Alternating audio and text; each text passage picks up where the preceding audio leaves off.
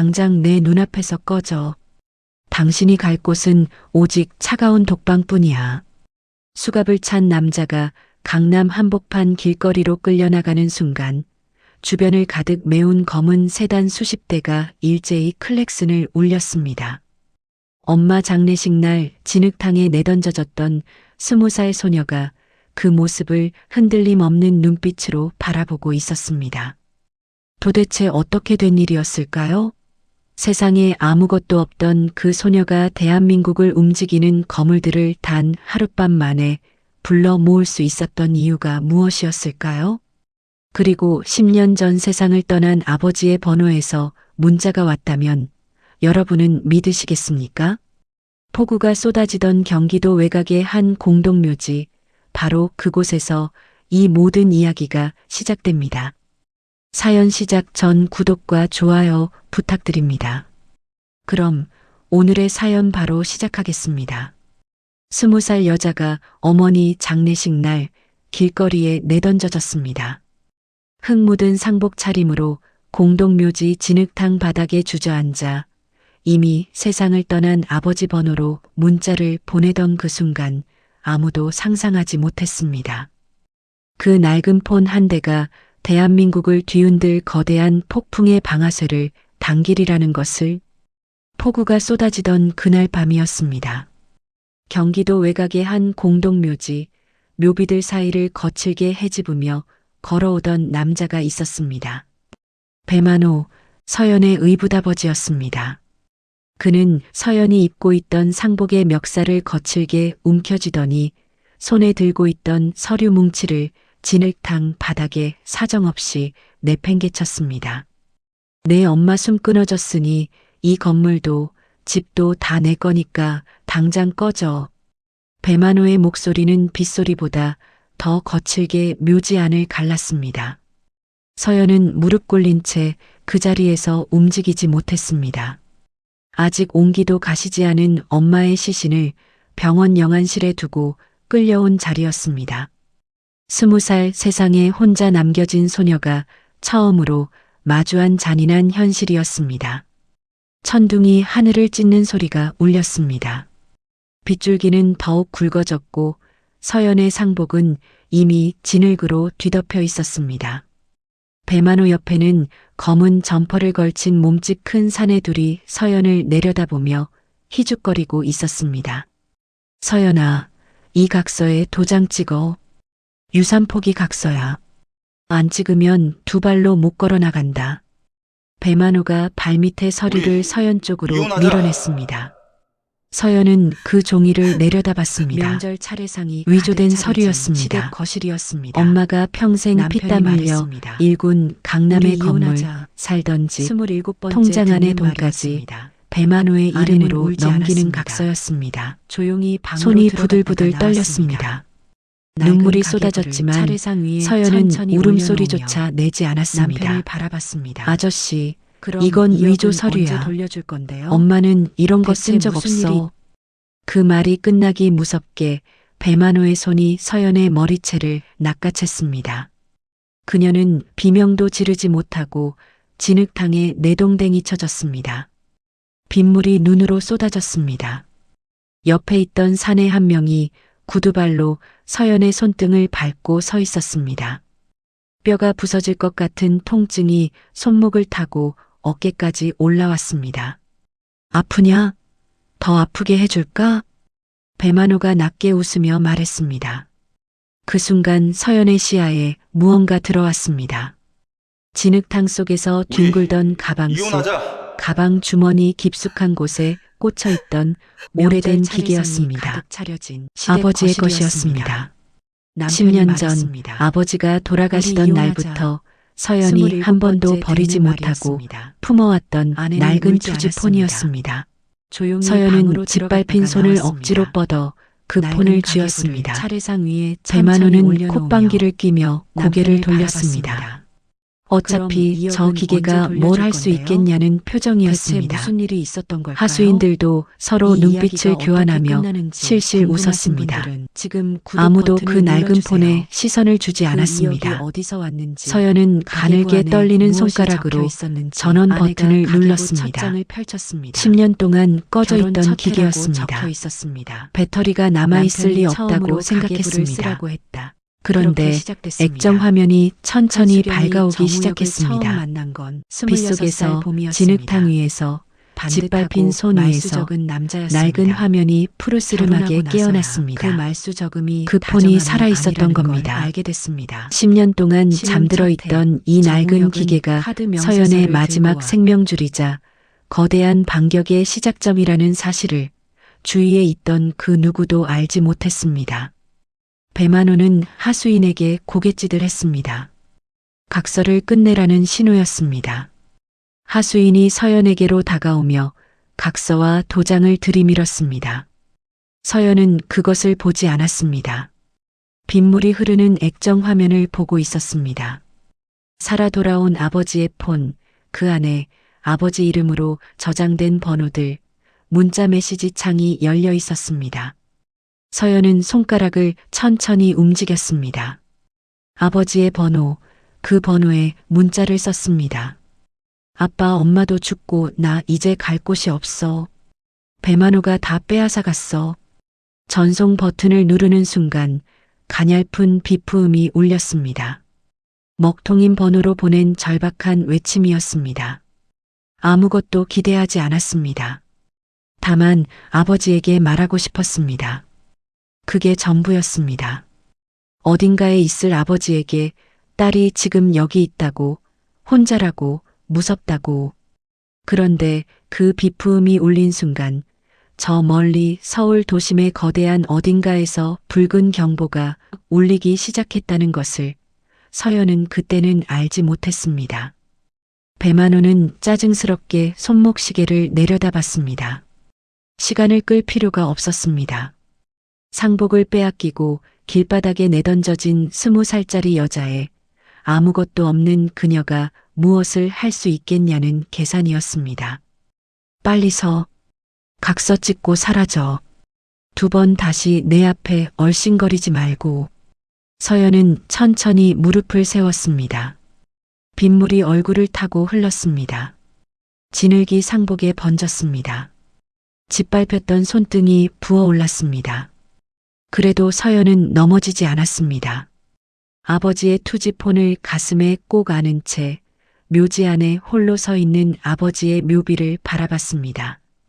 차가운 석재 묘비 위로 빗물이 흘러내렸습니다. 10년 전 아버지가 묻힌 자리였습니다. 서연은 발걸음을 옮겼습니다. 배만호의 하수인들이 앞을 막았습니다. 서연은 그들을 밀쳐낼 힘도 없었습니다. 다만 바닥에 무릎을 꿇고 묘비를 두 손으로 붙잡았습니다. 아빠 나왔어. 그 말이 입 밖으로 나오는 순간 그동안 억눌렀던 울음이 터졌습니다. 엄마가 죽었습니다. 아버지는 이미 10년 전에 떠났습니다. 세상에 남겨진 사람은 서연 혼자였습니다. 그 슬픔이 빗소리와 뒤섞여 묘지 안을 가득 채웠습니다. 서연의 손가락이 터지도록 묘비를 붙잡고 흐느꼈습니다. 배만호는 뒤에서 혀를 찼습니다. 쓸데없이 징징대네. 임마, 빨리 처리해. 하수인 두목이 몽둥이를 들고 서연의 뒤로 다가갔습니다. 그 발소리가 진흙을 밟으며 점점 가까워지는 순간 서연의 가슴에 품긴 낡은 폰이 미세하게 진동했습니다. 서연은 폰 화면을 내려다봤습니다. 액정이 깜빡이고 있었습니다. 문자 한 통이 도착해 있었습니다. 발신인은 아버지의 이름이었습니다. 서연은 눈을 크게 떴습니다. 빗속에서 진흙탕 위에서 하수인의 구두 소리가 등 뒤로 닥쳐오는 그 자리에서 서연은 화면에 찍힌 문장을 읽었습니다. 심장이 멎는 것 같았습니다. 그 한 통의 문자가 지옥의 문을 여는 열쇠였습니다. 사내들이 몽둥이를 치켜들며 서연의 머리채를 잡아채 콘크리트 바닥으로 내리꽂으려는 순간 폰 화면은 이미 새로운 문자를 받아낸 상태였습니다.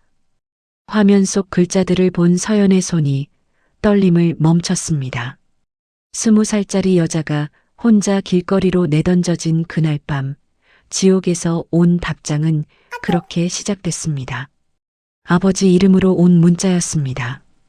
10년 전 세상을 떠난 사람의 번호에서 문자가 왔습니다. 서연은 화면을 보고 또 봤습니다. 빗물이 액정 위를 타고 흘렀습니다. 눈을 비볐습니다.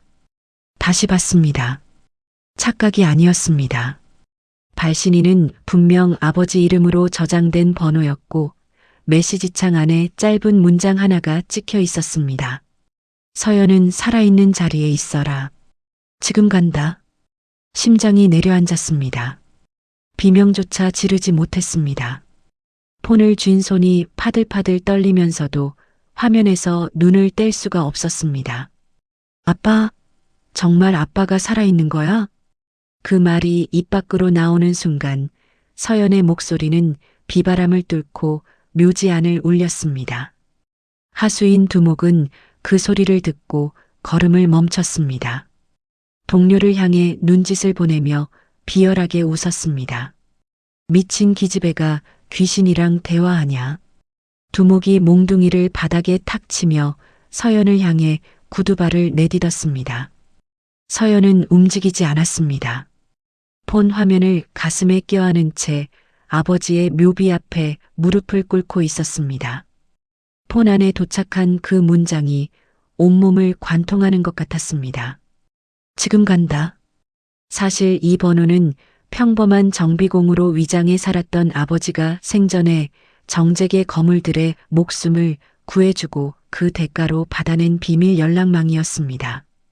아버지의 번호가 살아있던 이유가 있었습니다. 아버지는 떠나기 전에 딸이 언젠가 위험에 처할 날을 대비해 이 번호를 비밀 보안 시스템 안에 연결해 두었습니다. 그 시스템의 수장이 문자를 받았고 즉시 움직인 것이었습니다. 하지만 서연은 그 사실을 아직 몰랐습니다. 다만 그 짧은 문장 하나가 꺼져가던 심장 속에 불씨 하나를 밀어 넣었습니다. 같은 시각 서울 강남의 한 대형 건물 최상층 집무실에 홀로 앉아 있던 남자의 책상 위 단말기가 붉게 깜빡였습니다. 그 남자는 대기업 회장이었습니다. 대한민국에서 그의 이름을 모르는 사람이 없을 정도의 재벌이었습니다. 그는 단말기 화면을 확인하는 순간 자리에서 벌떡 일어났습니다. 의자가 뒤로 밀리며 요란한 소리를 냈습니다.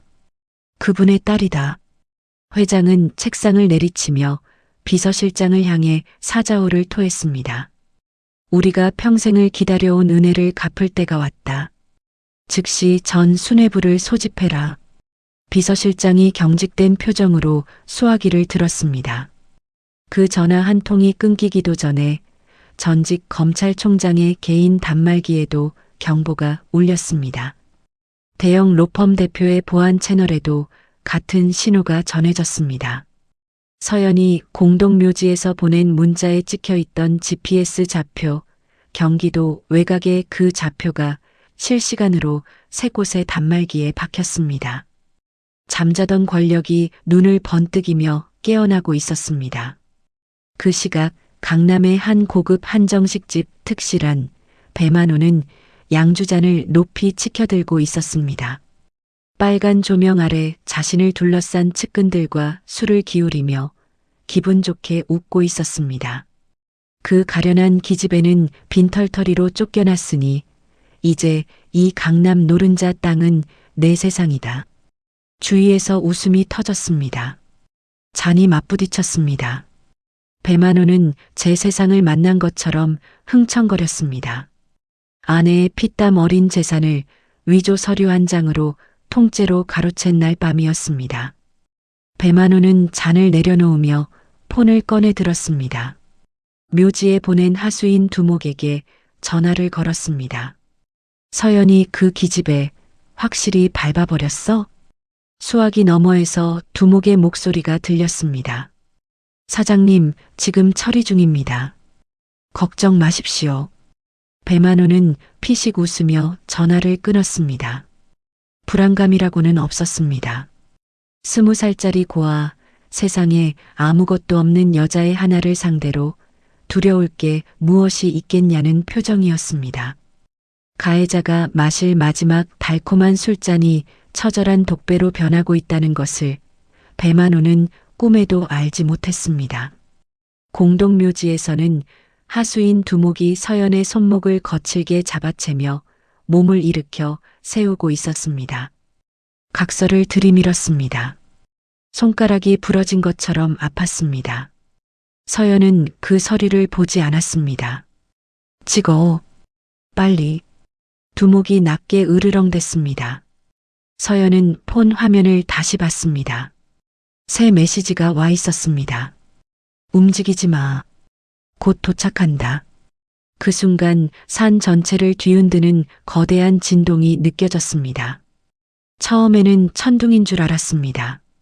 그런데 소리가 달랐습니다. 육중한 엔진 소리였습니다. 산길 아래쪽에서 타이어가 진흙을 박차는 소리가 점점 가까워졌습니다. 두목이 고개를 돌렸습니다. 동료들도 서로 얼굴을 마주봤습니다. 뭐야, 저게? 산길 끝에서 하나씩, 또 하나씩 강력한 서치라이트 불빛이 묘지를 향해 쏟아지기 시작했습니다. 하나가 아니었습니다. 둘도 아니었습니다. 어둠 속에서 헤드라이트가 계속해서 켜졌습니다. 먹구름 가득한 산길을 뚫고 수십 개의 빛이 묘지 전체를 정면으로 난사했습니다. 하수인들은 손을 들어 눈을 가렸습니다. 빛이 너무 강해서 앞이 보이지 않았습니다. 몽둥이를 쥔 손이 흔들렸습니다. 서연은 눈을 가리지 않았습니다. 그 빛을 정면으로 바라봤습니다. 뺨을 타고 흘러내리는 빗물도 닦지 않았습니다. 가슴에 꽉 안겨있는 아버지의 폰, 그 온기만 느끼고 있었습니다. 검은 세단들의 엔진 소리가 묘지 전체를 가득 채우고 있었습니다. 세상이 바뀌려 하고 있었습니다. 그날 밤 그 공동묘지에서 거대한 무언가가 깨어나고 있었습니다. 차 문들이 일제히 열리기 시작하는데 세찬 비가 내리는 암흑 속에서 차 문들이 열렸습니다. 묘지 초입부터 묘소 주변까지 줄지어 선 검은 세단 30대, 그 문이 동시에 열리며 정장 차림의 경호원들이 쏟아져 나왔습니다. 우산도 쓰지 않았습니다. 빗속을 곧장 걸어 나오며 하수인들을 에워쌌습니다. 그 뒤로 천천히 우산을 받쳐든 정재계 거물들이 나타났습니다. 하수인들은 들고 있던 몽둥이를 툭 떨어뜨렸습니다. 아무 말도 하지 못했습니다. 갑자기 나타난 이 사람들이 누구인지 머리로는 이해가 안 됐지만 몸이 먼저 알아챘습니다. 여기서 맞서다간 살아나갈 수 없다는 것을. 맨 앞에 선 남자가 걸어왔습니다. 거구의 사내였습니다. 전직 특전사 출신 경호실장이었습니다. 그는 서연의 손목을 잡고 있던 하수인 두목 앞으로 곧장 걸어가 그 멱살을 한 손으로 잡아쥐었습니다. 두목이 발이 땅에서 떨어지며 공중에 들렸습니다. 쾅! 두목의 몸이 진흙탕 바닥에 내던져졌습니다. 뼈가 부러지는 비명이 울렸습니다. 나머지 하수인들은 비명 소리도 지르지 못하고 무릎을 꿇었습니다. 그 뒤로 흰 머리의 남자가 느릿하게 걸어 나왔습니다. 전직 검찰총장이었습니다. 그는 쓰러진 하수인들을 내려다보며 낮고 차가운 목소리로 말했습니다. 감히 누구 귀한 분의 자제에게 손을 대느냐. 이 자들을 현행범으로 모조리 결박하라. 경호원들이 일제히 움직였습니다. 하수인들의 팔이 등 뒤로 꺾이며 하나씩 제압됐습니다. 묘지 안의 어둠이 순식간에 다른 빛깔로 바뀌었습니다. 서연은 그 자리에 서서 넋이 나간 채 이 광경을 바라봤습니다. 무릎이 풀렸습니다. 주저앉을 뻔했습니다. 그때 누군가가 서연의 피투성이 손을 두 손으로 감싸쥐었습니다. 내려다보니 대기업 회장이 진흙바닥에 무릎을 꿇고 있었습니다. 대한민국 최대 재벌이 묘지의 진흙탕 위에 무릎을 꿇은 채 눈물을 흘리고 있었습니다. 아버지의 묘비를 향해 고개를 깊이 숙이며 입을 열었습니다. 아가씨, 저희가 너무 늦었습니다. 목숨으로 빚진 은혜를 이제야 갚으러 왔습니다. 서연의 눈에서 눈물이 흘러내렸습니다. 회장 옆에 선 대형 로펌 대표 역시 서류 가방을 열어 보이며 아버지가 남긴 위대한 인적 네트워크의 정체를 조심스럽게 내밀었습니다. 빗속에서 묘비 앞에서 거물들이 흐느끼고 있었습니다. 서연은 그 손을 잡은 채 아버지의 숨결을 느꼈습니다. 아버지, 당신이 남긴 게 이것이었군요. 그 시각 강남 한정식집 특실 아내 배만호에게 두목의 전화는 끊겼습니다. 배만호는 폰을 내려다봤습니다. 연결이 안 됐습니다. 다시 걸었습니다. 신호음만 울렸습니다. 술잔을 내려놓으며 눈살을 찌푸렸습니다. 대체 그 상구석에서 무슨 일이 일어나고 있는 거야? 배만호가 술잔을 집어 던졌습니다. 유리 파편이 바닥에 흩어졌습니다. 측근들은 서로 눈치를 보며 아무 말도 하지 못했습니다. 공동묘지에서는 대기업 회장이 비서실장에게 전화를 걸고 있었습니다. 회장은 수화기에 대고 말했습니다. 배만호라는 인간 쓰레기의 투자회사 10분 안에 전 금융 자산 동결해. 숨통을 끊어놓고 그가 가로챈 모든 것을 빼앗아 올 준비를 끝내. 비서실장의 목소리가 떨렸습니다. 알겠습니다. 전직 검찰총장도 폰을 꺼내 들었습니다. 현직 수사 라인에 직접 연결하며 배만호가 저지른 과거 모든 기업 횡령 자료와 문서 위조 증거를 즉시 전송했습니다. 법의 그물이 사방에서 좁혀오기 시작했습니다. 로펌 대표는 서연의 손을 잡고 서류를 꺼냈습니다. 아버지가 남긴 비밀 장부였습니다. 정재계 거물들의 친필 서약서가 담긴 명단이었습니다. 당신 아버님은 저희 가문들의 목숨과 명예를 지켜주신 은인입니다. 이제 우리가 아가씨의 영원한 방패가 되겠습니다. 대표의 말이 빗속에서 묵직하게 울렸습니다. 서연은 그 말을 들으며 천천히 고개를 들었습니다. 아까까지 분노와 슬픔으로만 가득 차 있던 눈빛이 서서히 달라지고 있었습니다. 아버지가 남긴 사랑의 깊이가 얼마나 큰지 깨달은 순간이었습니다. 버림받은 딸이 아니었습니다. 처음부터 아버지의 보호 안에 있었습니다. 다만 때가 오기까지 기다렸을 뿐이었습니다. 서연의 눈빛이 서늘해졌습니다. 두려움이 아니었습니다. 분노도 아니었습니다. 완벽한 참교육을 앞둔 차가운 결이었습니다. 검은 세단 30대가 일제히 헤드라이트를 격렬하게 번쩍이며 방향을 틀기 시작했습니다. 묘지에 결박된 하수인들은 출동한 경찰차에 실려가며 배만호의 모든 범죄를 자백하기 시작했습니다.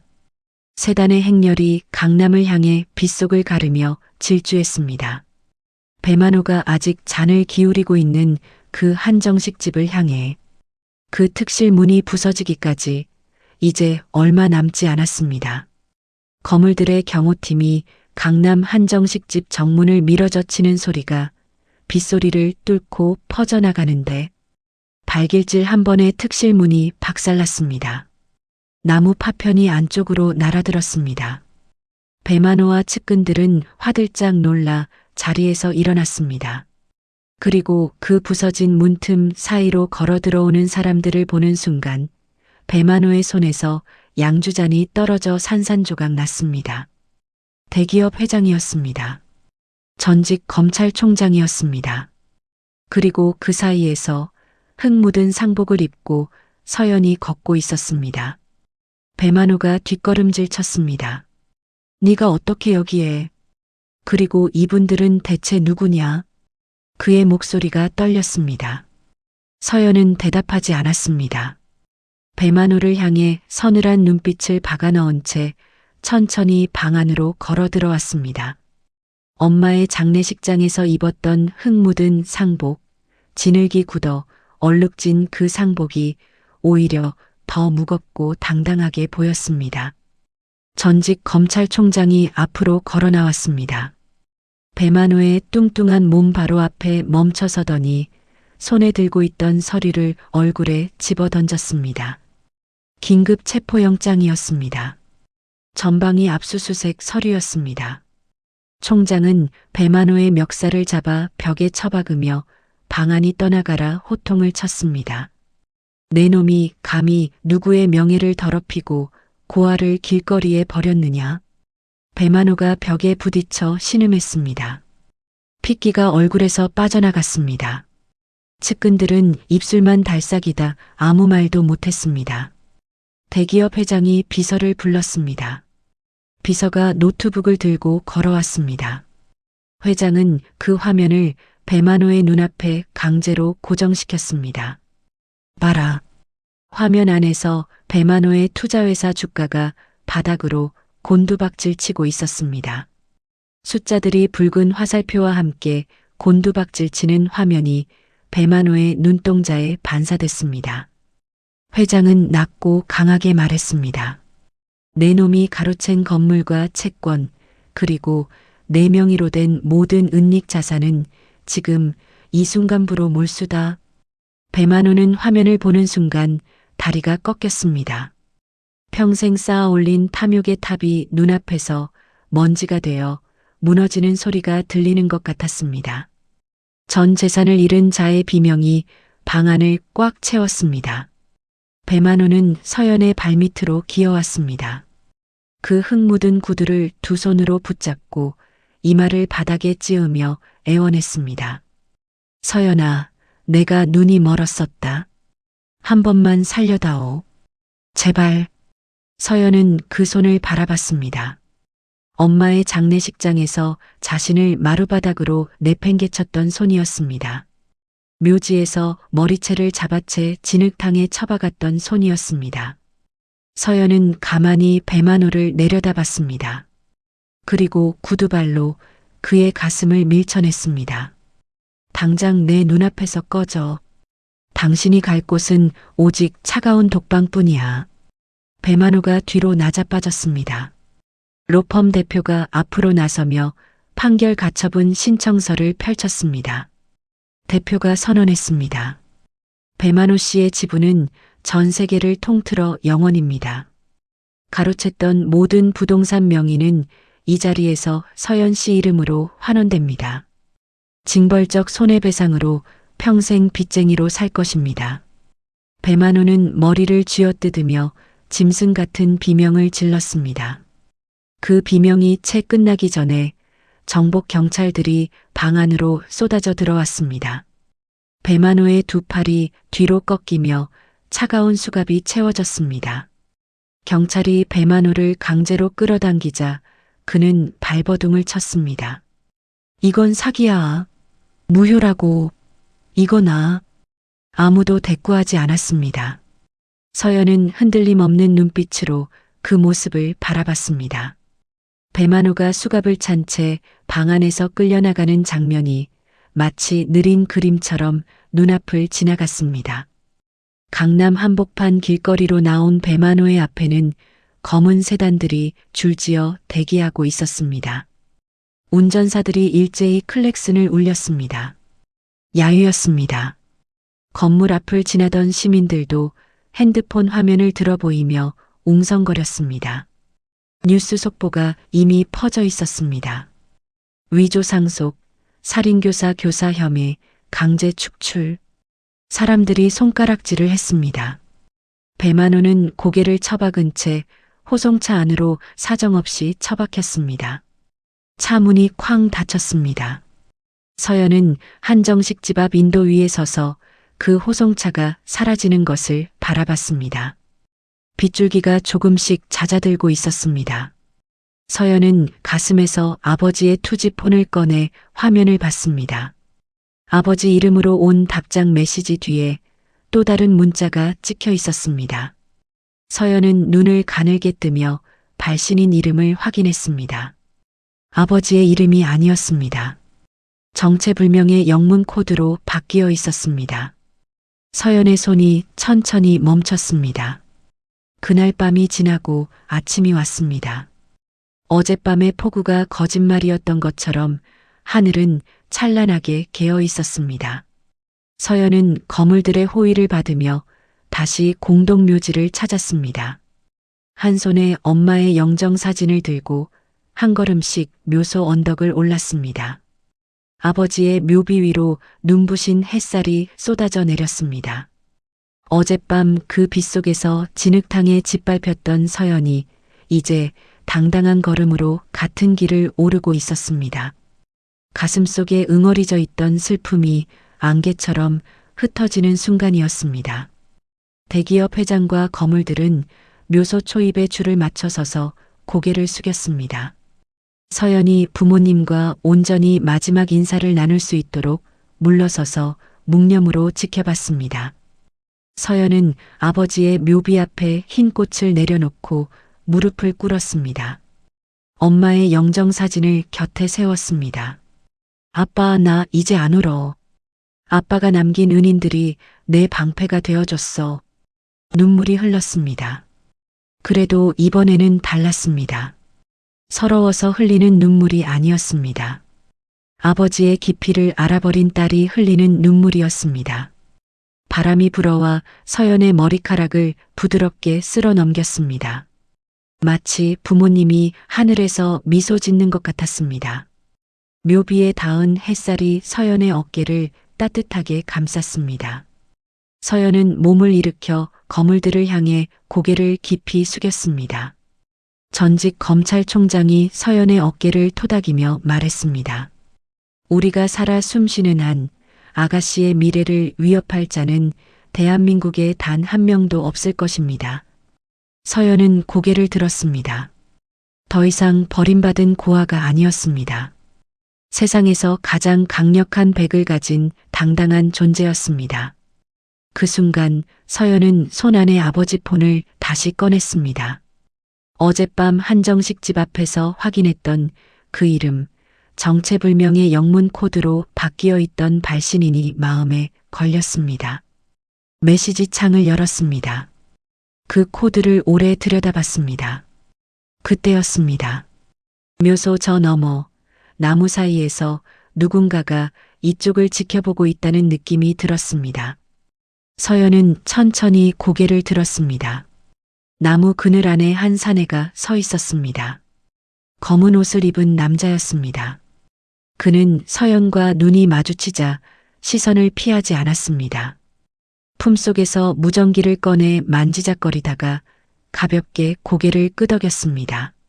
서연의 눈이 가늘어졌습니다. 저 사람이 그 영문 코드의 주인이라는 걸 설명할 수 없지만 알 수 있었습니다. 아버지가 이 사람까지 준비해뒀던 것입니다. 사실 그 답장을 실시간으로 보낸 것은 아버지가 지정해둔 비밀 보안 시스템의 수장이자 유일한 후계자였습니다.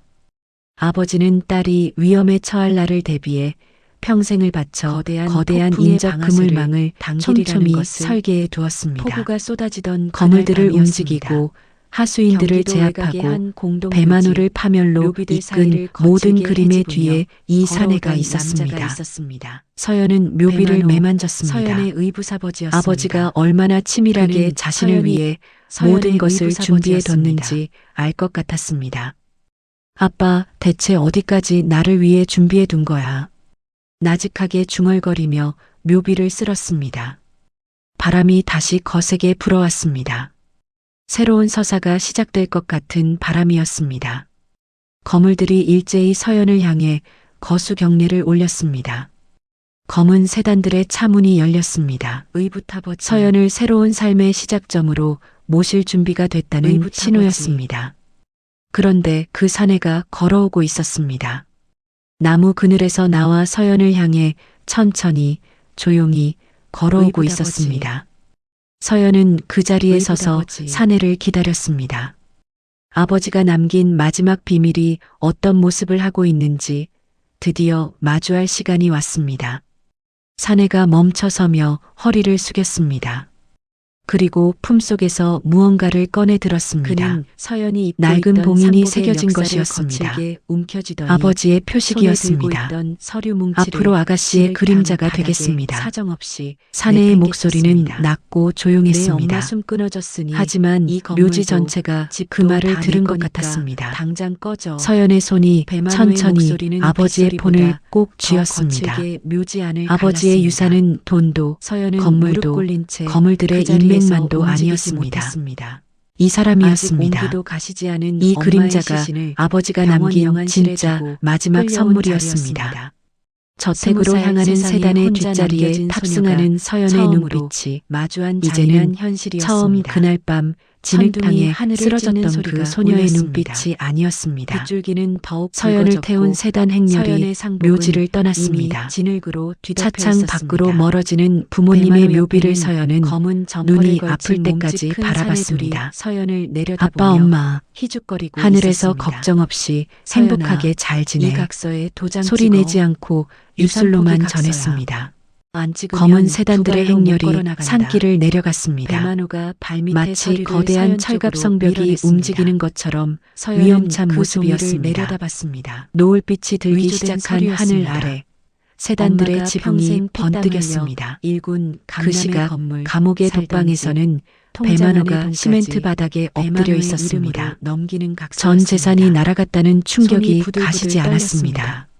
손톱이 눈물이 부러지도록 쏟아졌지만 차가운 서연은 벽을 긁어댔습니다. 울음소리조차 내지 않았습니다. 긴급 면회를 온 아저씨, 변호사의 바짓가랑이를 이건 위조 붙잡고 서류야. 애걸복걸했습니다. 엄마는 이런 거 쓴 적 없어. 제발 항소해줘. 그 말이 나 끝나기 이대로 못 무섭게 죽는다. 배만호의 손이 제발. 서연의 머리채를 변호사는 낚아챘습니다. 고개를 저으며 서류 그녀는 가방을 비명도 냉정하게 지르지 닫았습니다. 못하고 진흙탕에 철문이 닫히는 내동댕이 소리가 쳐졌습니다. 서늘하게 울렸습니다. 빗물이 눈으로 쏟아졌습니다. 배만호가 맞이한 차갑고 옆에 있던 사내 비참한 한 최후였습니다. 구두발로 천륜을 서연의 저버린 손등을 자가 밟고 마주해야 서 하는 있었습니다. 인과응보의 뼈가 부서질 것 끝이었습니다. 같은 통증이 서연은 손목을 거물들이 타고 마련해준 어깨까지 서울의 올라왔습니다. 대저택에 도착했습니다. 아프냐? 더 아프게 넓은 거실 해줄까? 한가운데에 서서 배만호가 손에 낮게 들고 웃으며 있던 엄마의 영정사진과 품속의 아버지 사진을 꺼냈습니다. 거실에서 가장 높은 곳, 햇살이 가장 잘 드는 자리에 두 당장 분의 내 사진을 눈앞에서 꺼져. 나란히 걸었습니다. 당신이 갈 곳은 사진 앞에 오직 서서 차가운 한참을 독방뿐이야. 바라봤습니다. 수갑을 이제 찬 두 남자. 번 다시 약하다는 이유로 울지 않겠습니다. 아빠, 엄마 부끄럽지 않게 어머니 당당하게 장례식 날 살아가겠습니다. 길거리에 내던져졌습니다. 굳게 맹세하는 목소리가 흙 묻은 조용한 상복 차림으로 거실 안에서 공동묘지 울렸습니다. 진흙탕 바닥에 대형 주저앉아 통창으로 들어오는 이미 햇살이 온 세상을 집안을 떠난 아버지 환하게 번호로 비쳤습니다. 며칠 뒤 대기업 회장은 서연을 그룹사나 재단의 이사장으로 정격 임명했습니다. 아버지가 못다 이룬 사회 공헌 사업을 모든 서연이 사건이 해결된 지휘할 뒤 수 있도록 서연은 전폭적인 사내와 지원을 함께 다시 약속했습니다. 한번 묘소를 찾았습니다. 로펌 대표와 전직 이른 검찰총장도 아침이었습니다. 재단의 법률 이슬이 자문과 묘비 위에 보안을 맺혀 있었습니다. 완벽히 검은 책임지겠다고 세단들이 언론 앞에 멀찍이 물러서서 선포했습니다. 호위 취임식 날 서연은 단상 위에 올랐습니다. 수많은 정계 인사들과 취재진이 자리한 장내에서 서연은 우아하게 미소를 지으며 연설을 시작했습니다. 그녀의 목소리는 흔들리지 않았습니다. 연설이 끝나자 우레와 같은 박수갈채가 쏟아졌습니다. 서연은 단상을 내려오며 자신을 향해 고개를 숙이는 정계 인사들을 조용한 눈빛으로 바라봤습니다. 돈과 권력으로 약자를 짓밟으려 했던 자들은 파멸했습니다. 오직 진실과 사랑만이 승리했습니다. 카메라 플래시가 서연의 앞길을 환하게 비쳤습니다. 취임식이 끝나고 저택으로 돌아온 밤이었습니다. 서연은 아버지의 오래된 서랍장을 정리하다가 손을 멈췄습니다. 서랍 안쪽 비밀 칸이 있었습니다. 손가락으로 더듬어 보니 안쪽에 무언가가 끼워져 있었습니다. 낡은 가죽 편지 봉투였습니다. 먼지를 털어내며 봉투 겉면을 확인하는 순간 서연은 숨을 들이켰습니다. 아버지의 거친 친필 글씨체였습니다. 나의 사랑하는 외동딸 서연이에게. 서랍장 문을 꽉 움켜쥐었습니다.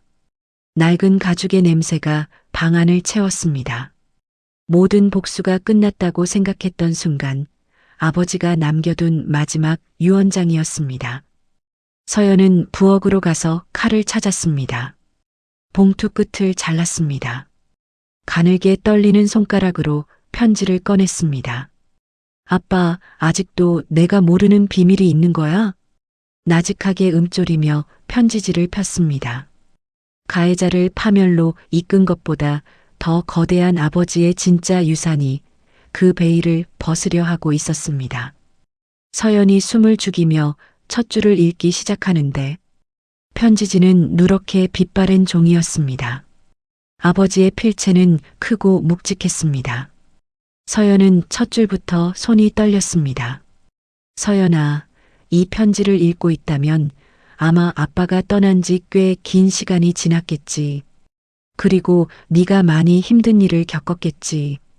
아빠가 미리 알고 있었던 것들을 이제 내게 전한다.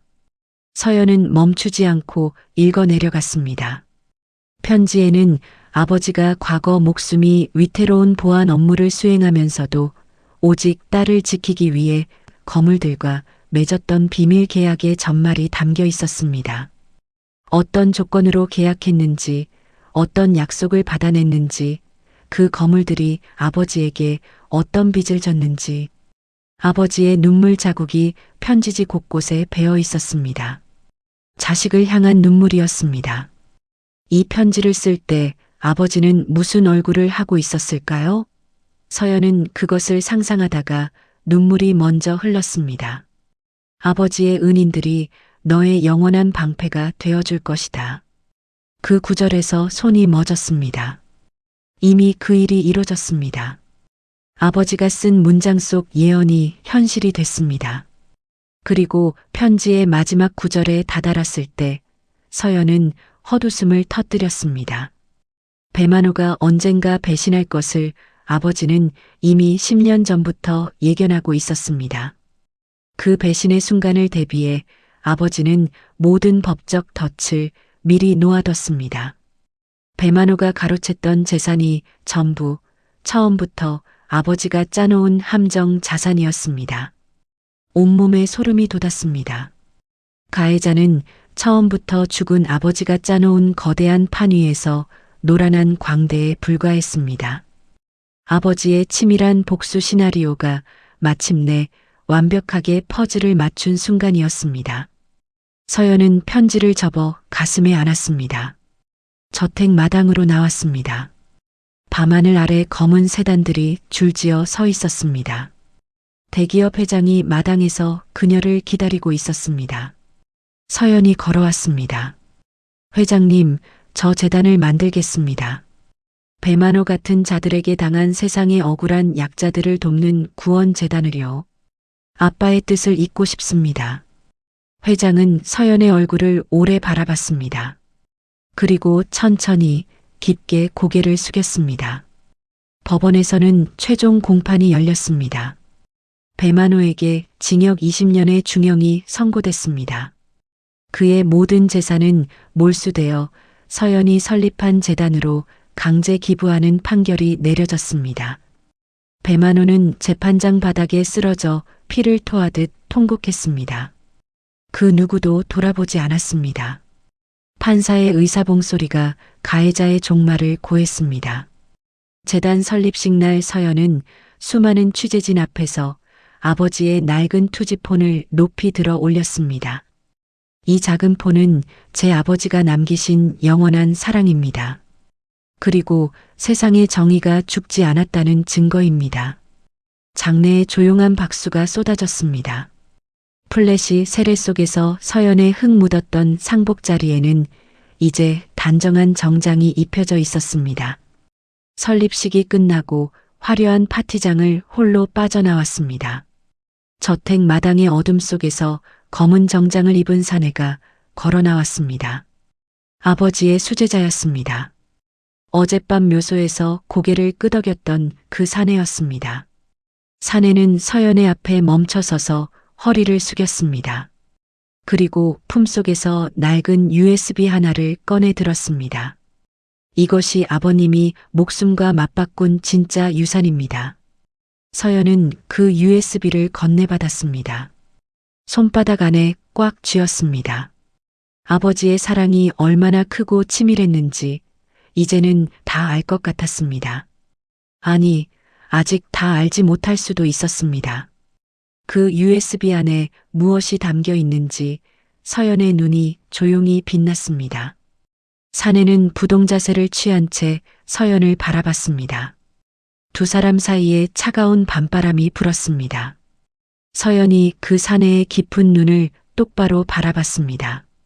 아버지가 자신에게 남긴 마지막 비밀의 열쇠가 무엇인지 깨닫는 순간 저택 담장 너머 서울의 야경이 말없이 빛나고 있었습니다.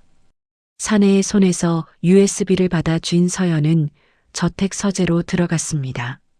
책상 위 노트북을 열었습니다. 손이 떨렸습니다. USB를 꽂는 순간 화면이 반응했습니다. 파일 하나가 열렸습니다. 아버지의 목소리가 담긴 음성 파일이었습니다. 서연은 재생 버튼을 누르지 못하고 한참을 바라봤습니다. 화면 안에 아버지의 이름이 찍혀 있었습니다. 10년 만에 듣게 될 목소리였습니다. 천천히 손가락을 올려 버튼을 눌렀습니다. 서연아. 아버지의 목소리가 흘러나왔습니다. 서연의 눈에서 눈물이 흘러내렸습니다. 낮고 따뜻하고 묵직한 그 목소리, 10년 동안 꿈에서도 그리웠던 그 목소리가 서재 안을 가득 채웠습니다.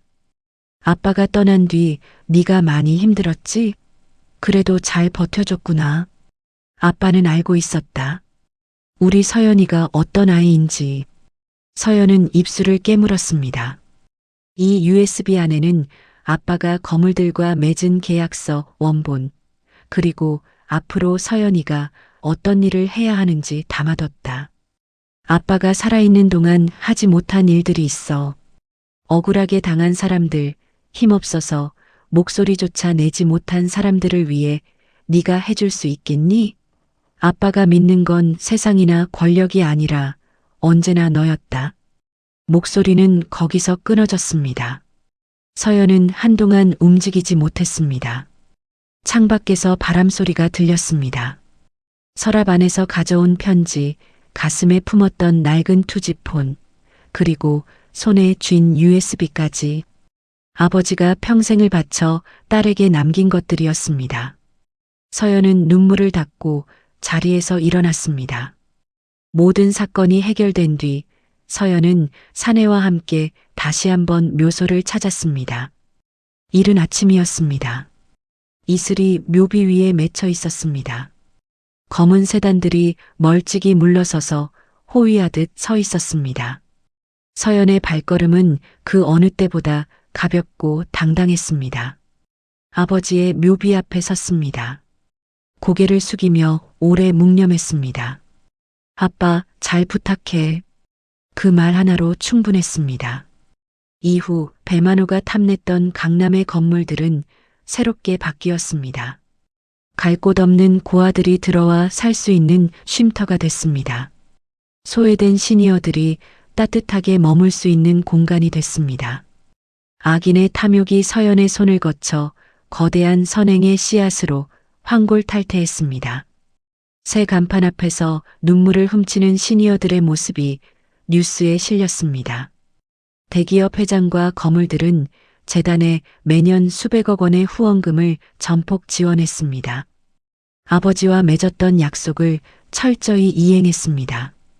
아버지가 목숨으로 맺은 계약이었고 거물들은 그것을 잊지 않았습니다. 저녁 노을이 붉게 물드는 한강변을 서연히 걸었습니다. 손에는 아버지의 낡은 투지폰이 들려 있었습니다. 한참을 바라보다가 천천히 주머니에 집어넣었습니다. 더 이상 절망의 소통 창구가 아니었습니다. 언제든 자신을 지켜줄 거대한 사랑의 상징이었습니다. 저택으로 돌아온 서연은 거실에 앉았습니다. 부모님의 사진 앞에 아버지의 투지폰과 자신이 정성스럽게 쓴 편지를 나란히 내려놓았습니다. 두 분을 향해 잠시 눈을 감았습니다. 오래 감고 있었습니다. 그러다 눈을 떴습니다. 외출 준비를 마치고 거실을 나서며 부모님의 사진을 향해 살짝 목례를 했습니다. 그리고 저택문을 열었습니다. 묵직한 구두 굽소리가 복도를 울리며 멀어졌습니다. 텅 빈 거실에는 나란히 놓인 부모님의 사진과 낡은 투지폰만 남았습니다. 이윽고 폰의 액정 화면이 혼자서 깜빡이기 시작했습니다. 푸르스름한 라이트가 규칙적으로 켜졌다 꺼지며 어두운 거실 안을 조용히 밝혔습니다. 아버지의 번호가 여전히 살아있었습니다. 아기는 차가운 독방에서 썩어가고 선희는 거대한 사랑 위에서 세상을 바꾸며 걸어갔습니다.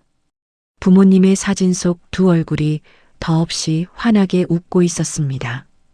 그 낡은 폰의 불빛은 그날 이후로도 서연이 저택을 비울 때마다 혼자서 조용히 깜빡였습니다. 아버지는 비록 떠났지만 그가 남긴 번호는 꺼지지 않는 불꽃이 되어 딸의 인생을 지키고 있었습니다. 영원히. 죽은 아버지의 번호로 보낸 문자 한 통이 대한민국을 움직이는 거대한 힘을 불러왔습니다. 20살 소녀는 진흙탕에서 일어나 세상에서 가장 당당한 사람이 됐습니다. 아버지의 사랑은 죽음으로도 끊어지지 않았습니다. 오늘 이 이야기가 여러분의 마음속에 작은 위로로 남기를 바랍니다. 이야기가 재미있으셨다면 구독을 눌러주시고 어디에서 듣고 계신지 댓글로 남겨주세요. 어디에 계시든 그곳에 행운이 깃들기를 기도하겠습니다. 오늘 하루도 행복 가득하시길 바랍니다. 감사합니다.